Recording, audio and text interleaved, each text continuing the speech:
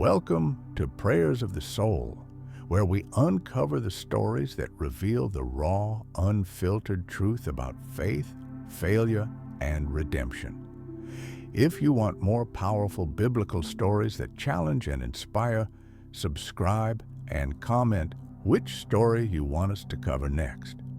Your support keeps these truths coming. Now let me tell you about a man who made the biggest promise of his life and broke it in the worst way possible. 6 hours. That's all it took. 6 hours from "I will die for you" to "I don't even know him." This is the story of Peter, the disciple who thought his faith was unshakable until the moment it shattered completely. Peter wasn't supposed to fail.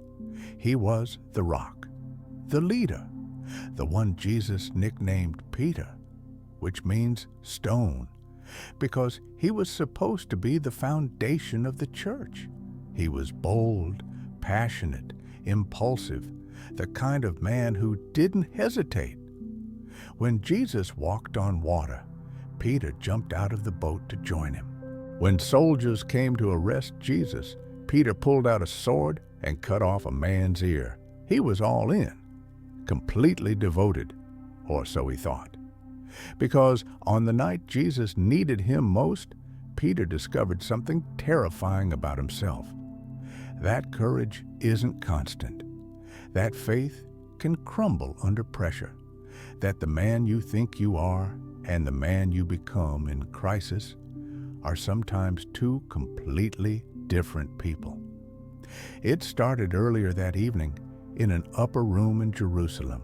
Jesus had gathered his 12 disciples for the Passover meal. They reclined around the table, eating lamb, unleavened bread, and bitter herbs, just as their ancestors had done for generations.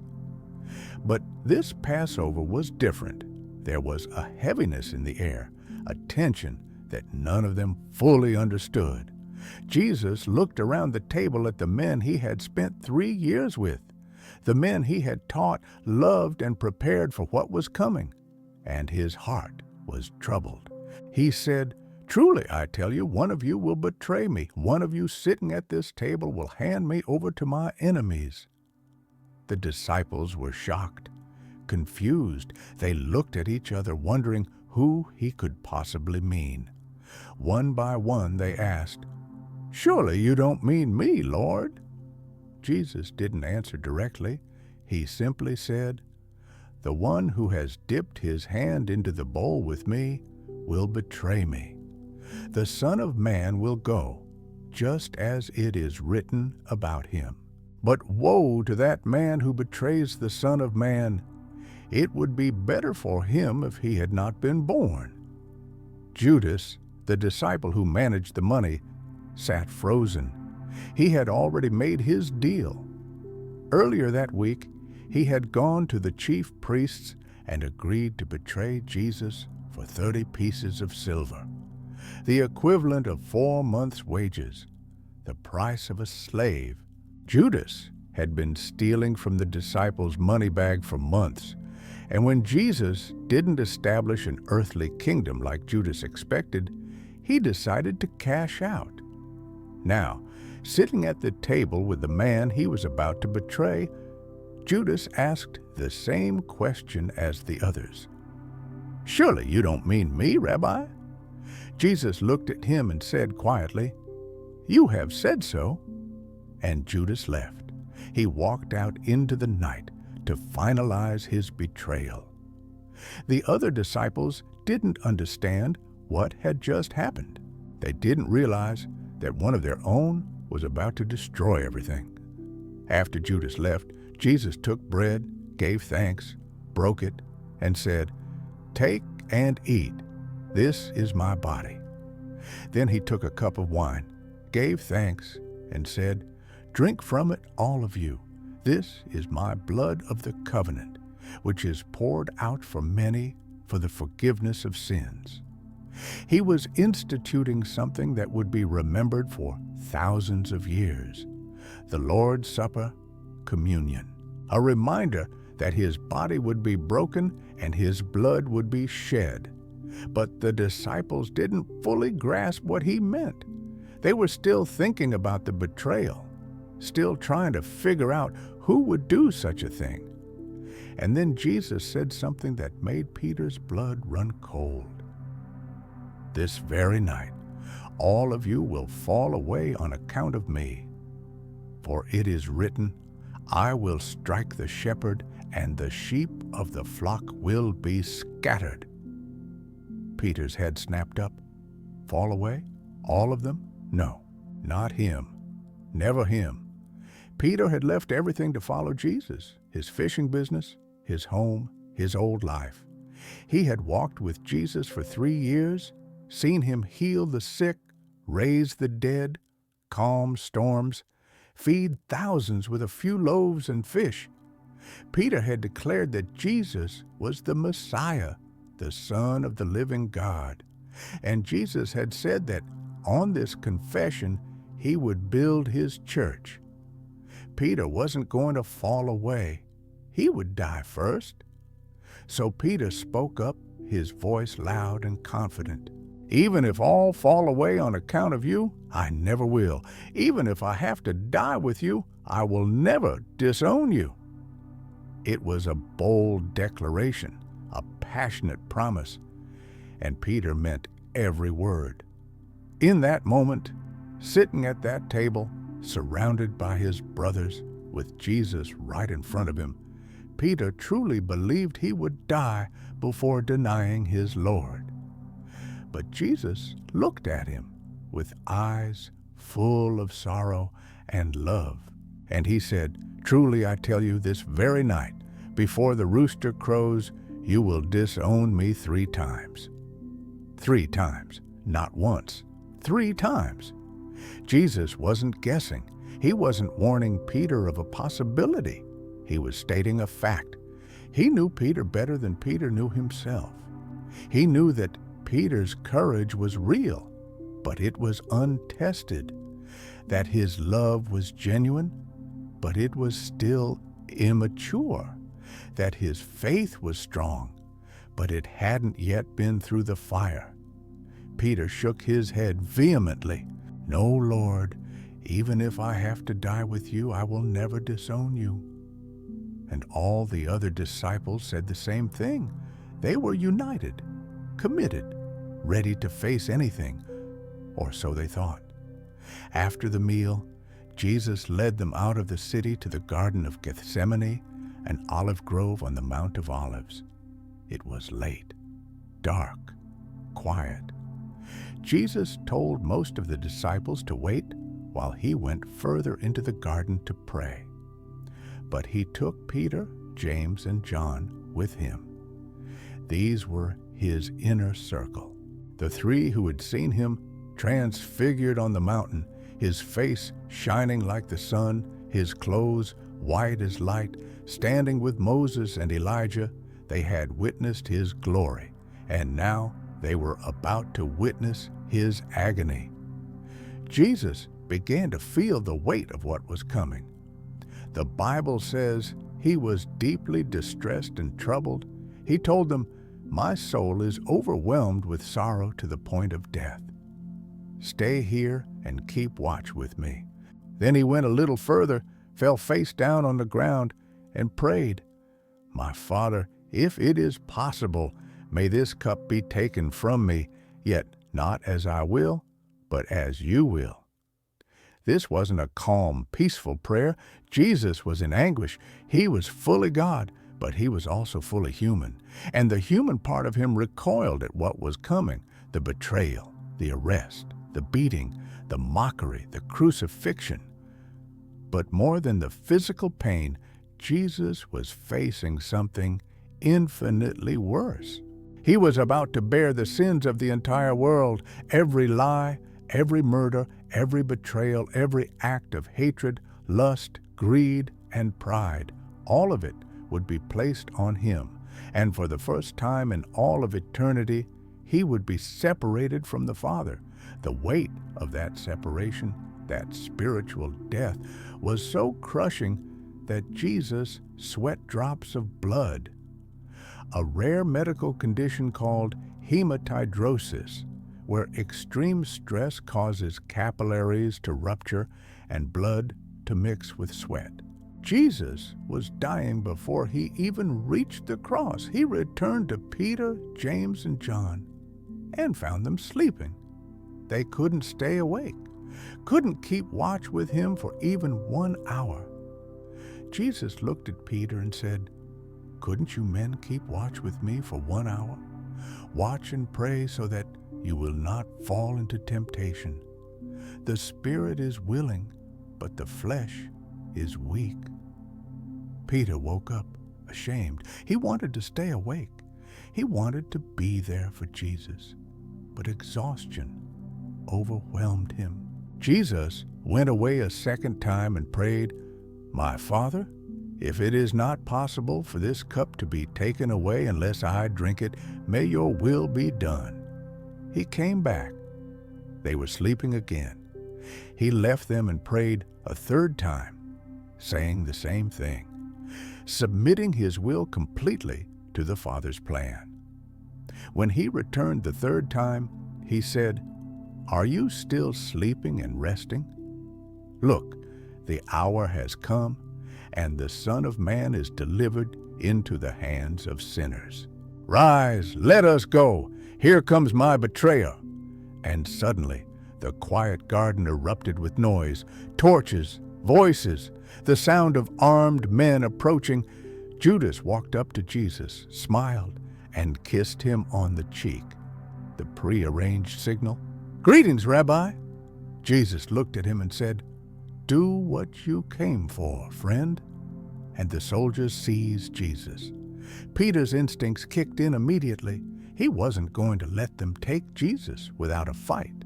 He drew his sword and swung wildly at the nearest man, a servant of the high priest named Malchus. The blade sliced through the air and cut off Malchus' right ear. Blood poured from the wound. Malchus screamed. The situation was about to explode into violence. But Jesus said, "No more of this." He reached out, touched Malchus's ear, and healed him instantly. Then he turned to Peter and said, "Put your sword back in its place, for all who draw the sword will die by the sword. Do you think I cannot call on my Father, and he will at once put at my disposal more than 12 legions of angels? But how then would the scriptures be fulfilled that say it must happen in this way?" Peter stood there, sword still in hand, confused. Jesus wasn't resisting. He wasn't fighting back. He was letting them arrest him. Jesus turned to the crowd and said, "Am I leading a rebellion, that you have come out with swords and clubs to capture me? Every day I sat in the temple courts teaching, and you did not arrest me. But this has all taken place that the writings of the prophets might be fulfilled." And then the disciples understood this was it. Jesus was going to be taken, and they couldn't stop it. Fear gripped them. Panic set in, and one by one they ran. They scattered into the darkness, leaving Jesus alone, just as he had predicted. The shepherd was struck, and the sheep fled. Peter ran too, but unlike the others, he didn't run far. He stopped. He watched from a distance as they led Jesus away, and he made a decision. He would follow. He couldn't let Jesus face this alone. So Peter shadowed the group as they took Jesus to the house of Caiaphas, the high priest. Another disciple, likely John, had connections to the high priest's household. He was allowed into the courtyard, and he spoke to the servant girl at the gate and got Peter in too. Peter slipped inside and found a spot near a fire where servants and officials were warming themselves. He sat down, trying to blend in, watching, waiting, hoping to see what would happen to Jesus. He had no idea that in the next few hours he would fulfill Jesus' prophecy in the most painful way possible. The courtyard was cold. A fire burned in the center, and people huddled around it, talking in low voices. Peter kept his head down, trying to be invisible. He could hear shouting from inside the house where they had taken Jesus. The religious leaders were questioning him, accusing him, trying to find a reason to condemn him. Peter's heart pounded. He wanted to storm in there and defend Jesus, but he also knew that if they recognized him as one of Jesus' followers, he would be arrested too. So he sat by the fire, torn between loyalty and fear. And fear was winning. A servant girl who had been at the gate walked past him. She stopped, looked at him closely, and her eyes widened with recognition. She pointed at him and said loudly, "This man was with Jesus of Nazareth." Every head turned toward Peter. The conversation stopped, eyes fixed on him. Peter felt his throat tighten. His pulse raced. This was it. The moment he had said would never come. The moment he swore he was ready for. And in that instant, all his courage evaporated. He looked at the girl and said firmly, "I don't know what you're talking about. I don't know the man." The words came out easily, too easily. He stood up and moved toward the entrance, trying to get away from the fire, away from the attention. But another servant girl saw him and said to those standing around, "This fellow was with Jesus of Nazareth." Again, the accusation. Again, the stares. And again, Peter denied it. This time, with more force. "I don't know the man." He even called down an oath on himself, swearing that he was telling the truth. He was lying, and he knew it. But fear had taken over. Self-preservation had kicked in. And in that moment, protecting himself was more important than standing with Jesus. Peter moved further away, trying to disappear into the shadows. But about an hour later, some of the men standing around the fire approached him. One of them, a relative of Malchus, the man whose ear Peter had cut off, said, "Didn't I see you with him in the garden?" Others joined in. "Surely you are one of them. Your accent gives you away. You're a Galilean." They had him cornered. There was no escaping this time, they knew. And Peter panicked. He began to call down curses. He swore, "I don't know the man. I swear to God, I don't know him." His voice was loud, desperate, angry. He was shouting now, trying to convince them through sheer volume that he was telling the truth. And in the middle of his denial, in the middle of his curses and his lies, a rooster crowed.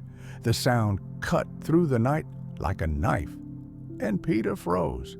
At that exact moment, Jesus was being led from one part of the house to another. He turned, and his eyes met Peter's. Jesus didn't say a word. He didn't need to. The look said everything. It wasn't a look of anger.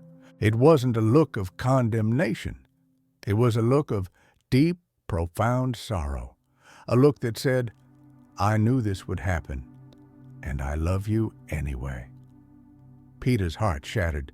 He remembered Jesus' words from just a few hours earlier.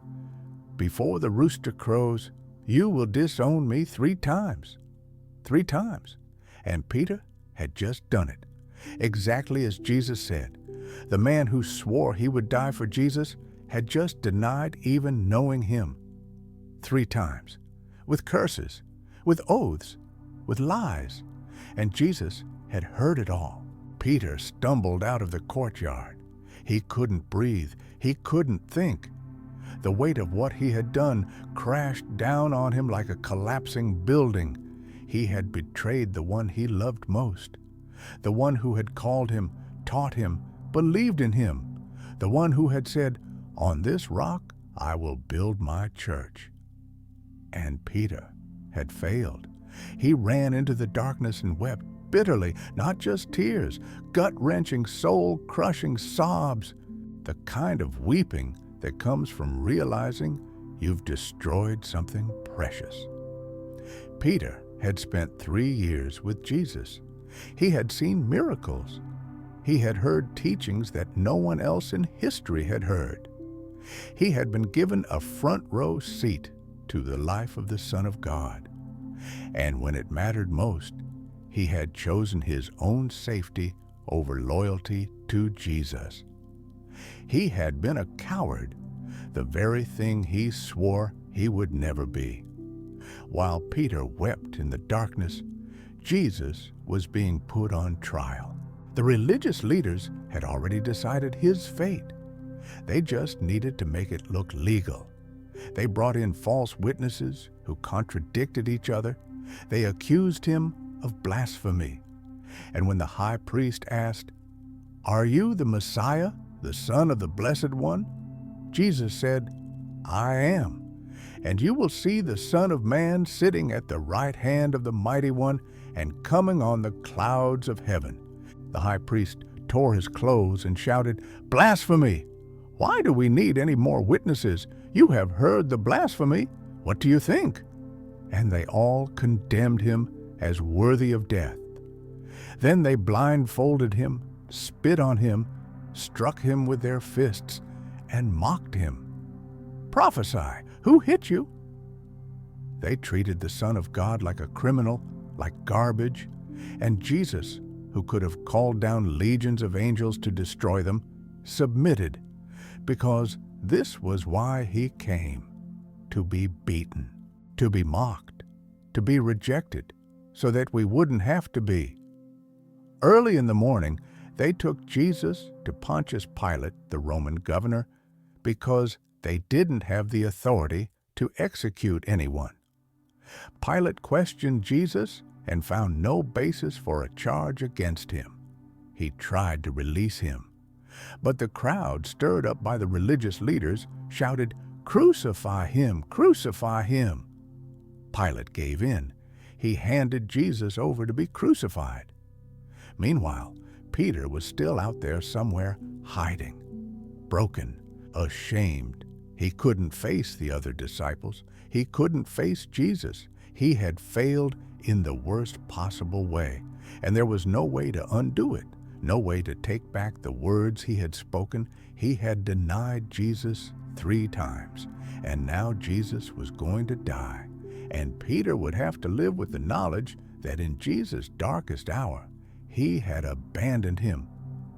Some scholars believe Peter may have watched the crucifixion from a distance, that he stood on a hill far away and saw them nail Jesus to the cross, saw them lift him up between 2 criminals, saw the sign above his head that read, "Jesus of Nazareth, the King of the Jews," saw the crowd mocking him, heard Jesus say, "Father, forgive them, for they do not know what they are doing."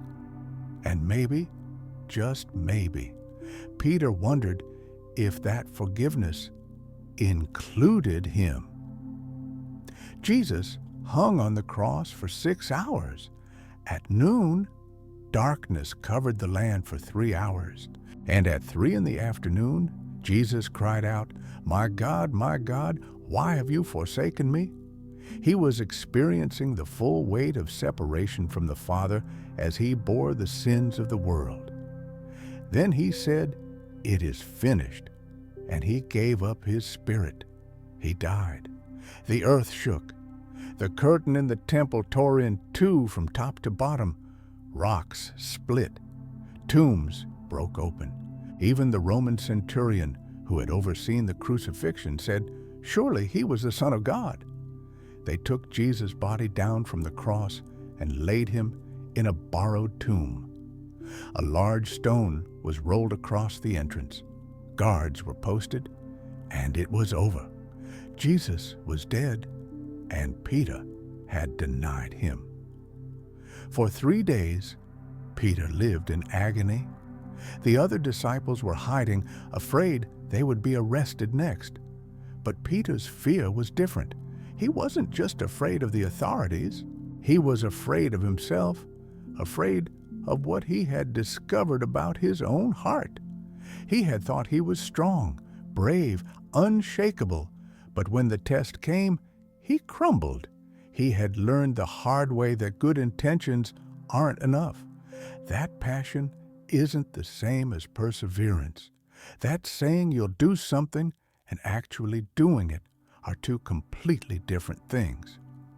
And now, Jesus was dead. And Peter would never get the chance to apologize, never get the chance to make it right. Or so he thought, because on the third day, something impossible happened. The tomb was empty. Jesus was alive. He had risen from the dead, just as he said he would. And when the women went to the tomb and found it empty, the angel said, "Go, tell his disciples and Peter that he is going ahead of you into Galilee. There you will see him, just as he told you." And Peter. Those two words were everything. The angel didn't just say, "Tell the disciples." He specifically mentioned Peter, because Jesus knew that Peter might think he was no longer welcome, that he had disqualified himself, that his denial had permanently severed his relationship with Jesus. But Jesus wanted Peter to know that wasn't true, that he was still included, still loved, still part of the family, and that message broke Peter all over again. But this time, the tears were different. This time, they were tears of hope. Jesus was alive, and he still wanted to see Peter. Maybe, just maybe, there was a way forward. Maybe forgiveness was possible. Maybe Peter's failure wasn't the end of his story. Jesus appeared to the disciples several times over the next 40 days. He proved that he was really alive. He ate with them, talked with them, taught them, but there was still unfinished business between Jesus and Peter. A conversation that needed to happen, a wound that needed to be healed. And one morning, by the Sea of Galilee, Jesus gave Peter the chance to undo his 3 denials. Peter had gone back to fishing. After everything that had happened, after the crucifixion, the resurrection, the appearances, Peter didn't know what else to do. So he returned to what he knew. He said to some of the other disciples, "I'm going out to fish." And they said, "We'll go with you."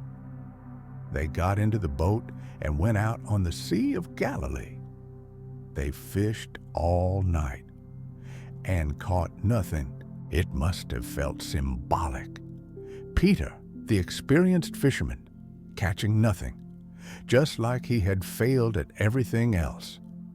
As dawn broke, they saw a figure standing on the shore. The man called out, "Friends, haven't you any fish?" They answered, "No." He said, "Throw your net on the right side of the boat and you will find some." They did. And suddenly, the net was so full of fish, they couldn't haul it in. There were 153 large fish, and the net didn't break. John, standing in the boat, realized who the man on the shore was. He turned to Peter and said, "It is the Lord." And Peter, impulsive as always, didn't wait. He wrapped his outer garment around him, jumped into the water, and swam to shore. He couldn't wait for the boat.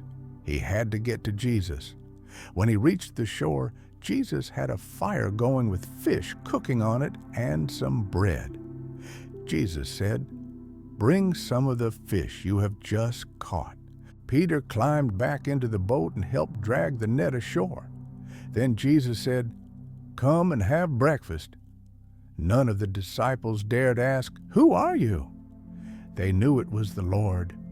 Jesus took the bread and gave it to them and did the same with the fish. They ate in silence. The tension was thick. Peter could barely look at Jesus. The shame was still there. the memory of his denial, the sound of the rooster crowing, the look in Jesus' eyes. After breakfast, Jesus turned to Peter, and he asked a question that cut straight to Peter's heart. "Simon, son of John, do you love me more than these?" Jesus used Peter's old name, Simon, not Peter, not the rock. Simon, the man who had failed, and he asked if Peter loved him more than the other disciples loved him, because Peter had been the one who boasted, "Even if all fall away, I never will." Peter had claimed to love Jesus more than anyone else, and then he had denied him 3 times. So Jesus asked, "Do you love me more than these?" Peter couldn't make bold claims anymore. He had learned humility the hard way. So he simply said, "Yes, Lord, you know that I love you." He didn't compare himself to the others. He didn't boast. He just stated the truth as humbly as he could. Jesus said, "Feed my lambs." Then Jesus asked a second time, "Simon, son of John, do you love me?" Again, Peter answered, "Yes, Lord, you know that I love you." And Jesus said, "Take care of my sheep." And then a third time Jesus asked, "Simon, son of John, do you love me?" The third time hurt. Peter was grieved that Jesus asked him 3 times, because he knew why. 3 questions for 3 denials. Jesus was giving him the chance to undo what he had done, to replace each denial with a declaration of love. Peter said, "Lord, you know all things. You know that I love you." His voice was raw with emotion, and Jesus said, "Feed my sheep." 3 times Peter had denied Jesus, and 3 times Jesus gave him the chance to reaffirm his love. But Jesus didn't stop there. He gave Peter something even more important. He gave him a mission, a purpose, a reason to keep going. Feed my lambs, take care of my sheep. Feed my sheep. Jesus was entrusting his followers, his church, to Peter's care. Then Jesus told Peter something that would prepare him for what was ahead. "Very truly, I tell you, when you were younger, you dressed yourself and went where you wanted. But when you are old, you will stretch out your hands, and someone else will dress you and lead you where you do not want to go." Jesus was predicting Peter's death. He was saying that one day Peter would die as a martyr for the faith, that he would be crucified just like Jesus. But this time, Peter wouldn't deny him. This time, Peter would go all the way. This time, he would fulfill the promise he made that night in the upper room. "I will die for you." And then Jesus said, "Follow me." Not try again, not do better, just follow me. That was all Peter needed to do. Follow Jesus, one step at a time, one day at a time, and Jesus would take care of the rest. Peter's restoration wasn't instantaneous. It was a process. He had to live with the memory of his failure. He had to learn to forgive himself.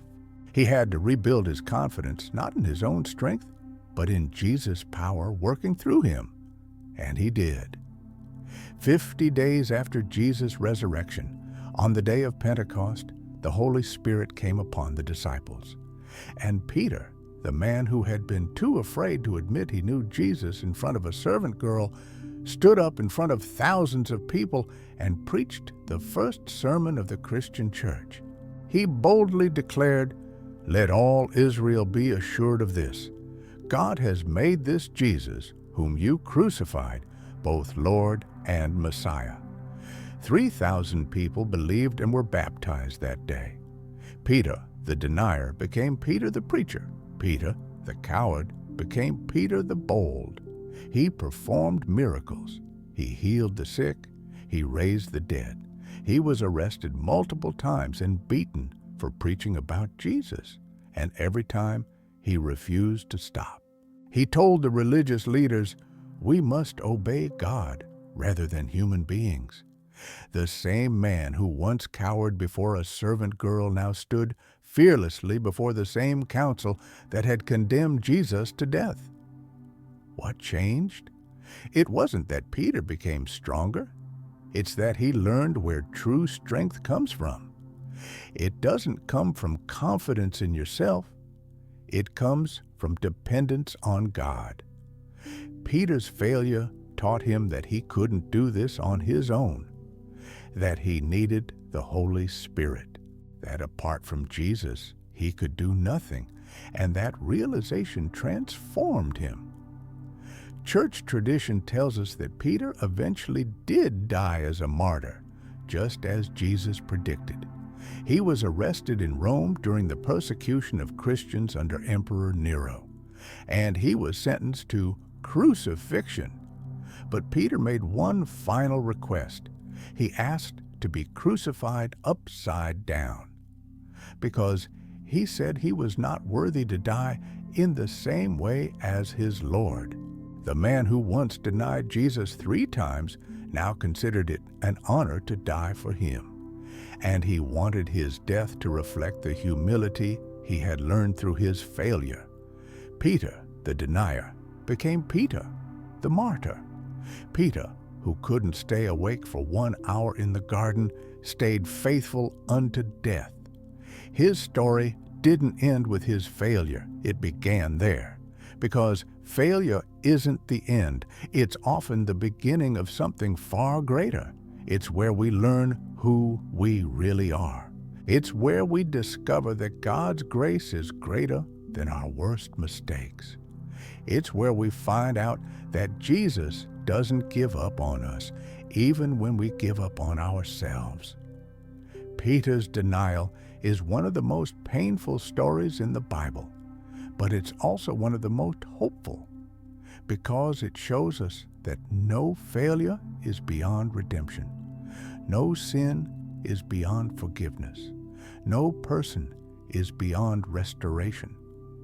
Peter thought his denial would disqualify him from serving Jesus, but Jesus had other plans. He took Peter's failure and used it to make him a better leader, a more compassionate shepherd, a man who understood weakness and could help others who were struggling. Peter's letters in the New Testament are filled with humility, grace, and encouragement. He wrote, "Humble yourselves, therefore, under God's mighty hand, that he may lift you up in due time." He knew what it meant to be humbled, and he knew what it meant to be lifted up. He wrote, "Cast all your anxiety on him because he cares for you." He knew what it felt like to be crushed by guilt, and he knew the relief of giving that burden to Jesus. He wrote, "Above all, love each other deeply, because love covers over a multitude of sins." He had experienced that covering, that love that doesn't excuse sin, but refuses to define us by it. Peter also wrote to Christians who were facing persecution. He told them, "In all this you greatly rejoice, though now for a little while you may have had to suffer grief in all kinds of trials. These have come so that the proven genuineness of your faith, of greater worth than gold, which perishes even though refined by fire, may result in praise, glory, and honor when Jesus Christ is revealed." Peter understood that suffering and trials test our faith. He had been through that fire, and he came out stronger on the other side, not because he was strong, but because Jesus was faithful. Peter's story teaches us several critical truths. First, we are all weaker than we think. Peter genuinely believed he would die for Jesus. He wasn't lying. He wasn't exaggerating. He truly thought his loyalty was unshakable. But when fear gripped him, when the pressure was on, when his life was at stake, he folded. We like to think we would be braver, stronger, more faithful, But the truth is, we don't know how we'll respond until we're in that moment. And that's why we need to depend on God's strength, not our own. Second, failure doesn't disqualify us. Peter's denial was public, shameful, undeniable, and yet Jesus didn't cast him aside. He didn't replace him with someone more reliable. He restored him. He gave him a second chance, and not just a second chance to follow from a distance, a second chance to lead, to feed the sheep, to build the church. If God can use Peter after his failure, he can use you after yours. Whatever you've done, whatever you've said, whatever you've failed at, it doesn't have to be the end of your story. Jesus specializes in redemption. Third, restoration requires humility. Peter couldn't come back to Jesus with the same arrogance he had before. He couldn't boast about his loyalty or his strength. He had to admit that he had failed. He had to accept that Jesus knew him better than he knew himself. And he had to surrender his pride and simply say, "Lord, you know that I love you." Restoration begins with honesty, with admitting that we need grace, with acknowledging that we can't save ourselves. Fourth, Jesus asks us the same question he asked Peter. Do you love me? Not, are you perfect? Not, have you never failed? Just, do you love me? That's the question that matters most, because if we love Jesus, everything else flows from that. If we love him, we'll follow him. We'll obey him. We'll serve him. Not perfectly, not without stumbling, but we'll keep coming back. We'll keep getting up. We'll keep moving forward. And that's what Jesus is looking for. Not perfection, but perseverance. Not flawless performance, but faithful love. Fifth, our greatest failures can become our greatest testimonies. Peter's denial is remembered not as the end of his story, but as the beginning of his transformation. It's the backdrop that makes his boldness at Pentecost so powerful. It's the context that makes his letter so encouraging. Because when Peter talks about grace, forgiveness, and restoration, he's not speaking theoretically. He's speaking from experience. He knows what it's like to fail spectacularly, and he knows what it's like to be forgiven completely. Your failure can become your testimony too. The mistakes you've made, the times you've fallen, the moments you're most ashamed of, God can redeem all of it. He can take the worst parts of your story and use them to encourage others, to show them that there is hope, that there is grace, that there is a way forward. Sixth, restoration takes time. Jesus didn't instantly make everything okay with Peter. There were 3 days of agony after the crucifixion. There were awkward encounters after the resurrection. There was the painful conversation by the Sea of Galilee, where Peter had to confront his failure 3 times. Healing doesn't happen overnight. If you've failed, if you've denied Jesus in some way, whether through your words or your actions or your silence, don't expect the guilt and shame to disappear immediately. Give yourself grace. Allow God to work in you over time.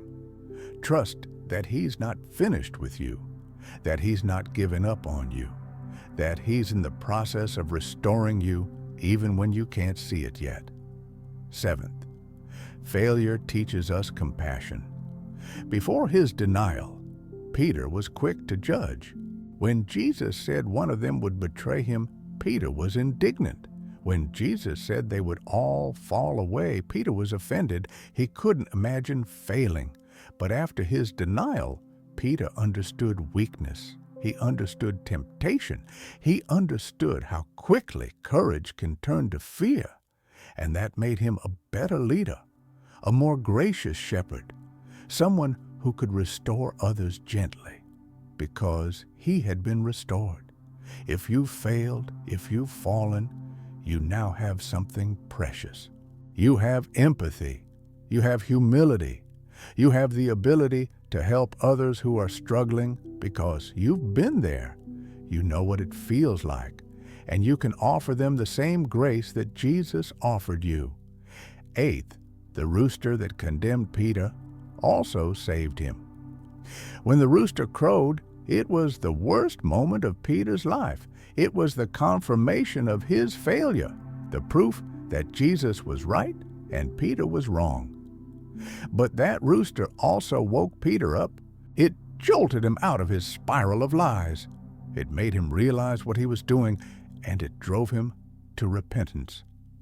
Sometimes God uses painful moments to wake us up, to stop us from going further down a destructive path, to bring us back to ourselves. The rooster's crow was both judgment and mercy. It exposed Peter's sin, but it also gave him the chance to face it and turn back. If you're hearing a rooster crow in your life right now, if something is confronting you with the truth about your choices, don't ignore it. Don't harden your heart. Let it drive you to Jesus, not away from him. Ninth, Jesus' look was not one of condemnation, but of sorrow and love. When Jesus turned and looked at Peter in the courtyard, he wasn't glaring at him. He wasn't rejecting him. He was grieving with him. He was looking at him with the kind of love that says, I know, I knew this would happen, and I still love you. That's the look Jesus gives us when we fail. Not condemnation, not rejection, but sorrow mixed with unwavering love. He's not surprised by our failures. He knows us better than we know ourselves. And he loves us anyway. If you're afraid to come back to Jesus because of what you've done, remember Peter. Remember that Jesus looked at him with love, and he's looking at you the same way. 10th, Peter's restoration was personal and private. Yes, his denial was public, but his restoration happened in a quiet moment by the sea, just Jesus and Peter. The crowd wasn't there. The other disciples weren't watching. It was intimate, personal. Jesus didn't shame Peter in front of others. He didn't make him prove himself publicly before restoring him. He met with him privately and gave him the chance to heal. That's how Jesus works. He's not interested in humiliating us. He's interested in restoring us. And he often does that in the quiet moments, in the private conversations, in the early morning by the water, where it's just you and him. 11th, Jesus entrusted Peter with the most important mission. After Peter's failure, Jesus didn't give him a lesser role. He didn't demote him to a background position. He gave him the command to feed the sheep, to take care of the church, to lead. Jesus was saying, I still trust you. I still believe in you. I still have a plan for your life. If you failed, don't assume God's plan for your life is over. Don't assume you've been sidelined. God still has work for you to do. He still has people for you to reach. He still has a purpose for your life. Your failure doesn't change his calling. It just deepens your understanding of grace. 12th, Peter's final act of devotion was choosing how he would die. Tradition says Peter was crucified upside down at his own request. He didn't have to die that way. He could have recanted his faith. He could have denied Jesus one more time and saved his life. But he didn't. This time, he chose faithfulness over self-preservation. This time, he kept the promise he made in the upper room. I will die for you. Peter's story came full circle, from denial to martyrdom, from cowardice to courage, from failure to faithfulness. And in the end, he proved that God's grace is greater than our worst moments. So, what does Peter's story mean for you? Maybe you've denied Jesus. Maybe not with your words, but with your life. You've stayed silent when you should have spoken. You've blended in when you should have stood out. You've chosen safety over faithfulness. You've put yourself first and Jesus second. And now you're carrying the weight of that failure. You're ashamed. You're convinced you disqualified yourself. You're afraid Jesus won't take you back. Peter's story is for you. It's the proof that failure isn't final, that denial isn't the end, that Jesus is still calling your name. Go tell the disciples and Peter. You're still included, still wanted, still loved, but you have to do what Peter did. You have to come back. You have to face Jesus. You have to answer his question honestly. Do you love me? Not, are you perfect? Not, have you fixed everything? Just, do you love me? If the answer is yes, then that's enough. That's where restoration begins. Jesus will take care of the rest. Maybe you haven't denied Jesus, but you've denied yourself. You've believed the lie that you're too broken, too flawed, too weak to be used by God. You've let your failures define you. You've given up on the calling God placed on your life. Peter's story is for you too. It's the reminder that God doesn't call the qualified. He qualifies the called. He doesn't use perfect people. He uses willing people, people who love him, people who are willing to get back up after they fall, people who are willing to follow him one step at a time. Jesus is asking you the same thing he asked Peter. Follow me. Not be perfect, not prove yourself, just follow me. And if you do, he'll lead you on a journey you never imagined. He'll restore what was broken. He'll redeem what was lost. He'll use your failures to make you stronger, wiser, more compassionate. He'll turn your mess into a message, your test into a testimony, your denial into a declaration of his grace. Peter's story is one of the most relatable in the Bible because we've all been Peter. We've all said things we didn't mean. We've all made promises we couldn't keep. We've all failed when it mattered most. But Peter's story is also one of the most hopeful because it shows us that Jesus doesn't write us off when we fail. He writes us into a new chapter, a better chapter, a chapter where grace triumphs over guilt, where love covers over sin, where redemption is always possible. So if you're living in the shadow of your failure, if you're weighed down by regret, if you're wondering if Jesus could ever use you again, remember Peter. Remember the man who denied Jesus 3 times and went on to preach the first sermon, perform miracles, lead the church, and die as a martyr. Remember that Jesus didn't give up on him, and he won't give up on you. The rooster has crowed. You've heard it. You've felt it. But that's not the end of the story. The sun is rising. Jesus is on the shore, and he's calling your name. Come and have breakfast. I have something to ask you. Do you love me? How will you answer if this story moved you, if it reminded you that there's hope after failure, that grace is greater than guilt, that Jesus is still calling your name? Then subscribe to this channel. Share this video with someone who needs to hear it. And comment below, what failure are you letting God redeem? Because your story isn't over. God's not finished with you, and the best chapters are still ahead. Peter denied Jesus 3 times, but Jesus restored him 3 times, and then he used him to change the world. He can do the same with you. Don't let your past define your future. Let Jesus rewrite your story. Let him turn your denial into devotion, your failure into faithfulness, your shame into strength, because that's what he does. That's who He is, and that's the message of Peter's story. It's never too late. It's never too far. It's never too broken. Jesus is still in the business of restoration, and He's waiting for you to come back to the shore.